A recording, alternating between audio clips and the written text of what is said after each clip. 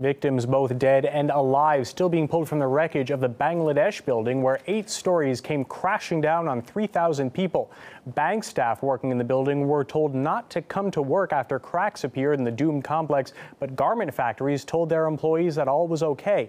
Let's talk now with Gerald Celente, publisher of Trendjournal, who is really to blame for the 300 deaths and thousands injured. Thank you very much for joining us here on RT, Mr. Celente. So this 8-story building seen disintegrating before people's eyes on Tuesday, yet 5 clothing factories told their workers there was no danger. So how did it come to this? I mean, there were apparently cracks being seen in the building just the previous day.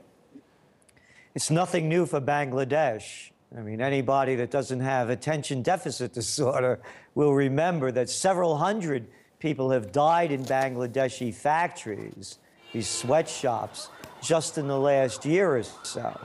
And it's really it's an international trend that we see growing more and more. As profits are put before people, people are more expendable.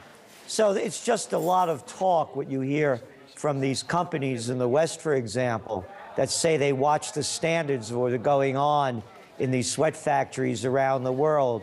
They're just show. There's really no security. There's really no hard institutions in place that are monitoring these kind of factories. Now, police responded to the morning workers' protest with tear gas and rubber bullets. Why do you think they reacted so violently? I mean, could it have been more peaceful, and would that have been a more productive a response? I mean, why should peaceful when your families are wiped out? Look who this fellow is who owned the factory. He's a connected politician. By definition, the merger of state and corporate powers is fascism. So in a fascist society, there's no toleration for people to rise up against those that are in power. And again, this is a worldwide issue. I'm old enough to remember in the West when manufacturers wouldn't deal in foreign countries that didn't have human rights statutes in place that met a criteria. Those days are gone. People are disposable.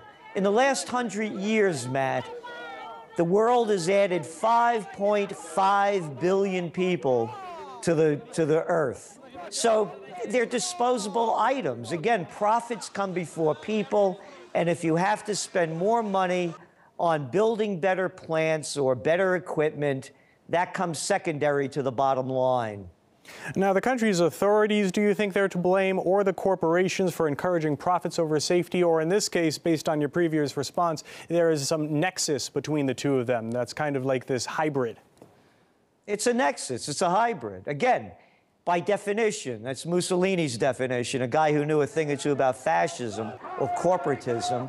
It's the merger of state and corporate powers. It's all one show. Again, the guy that owned the factory, the building, he's a politician, and he got all the freedom that he needed to build this inadequate building on swampy land. So again, it's all connected. So you've got this politician who ostensibly should be caring about the people who are his constituents. What do you think that bodes for the people of Bangladesh? Well, it's not only the people of Bangladesh, it's the people. Remember with Foxconn with China? Remember, look what's going on in Vietnam? Look what's happening in Indonesia? All right, we have to end it there. Gerald Celente from Trendjournal, thanks very much for your time. Thank you.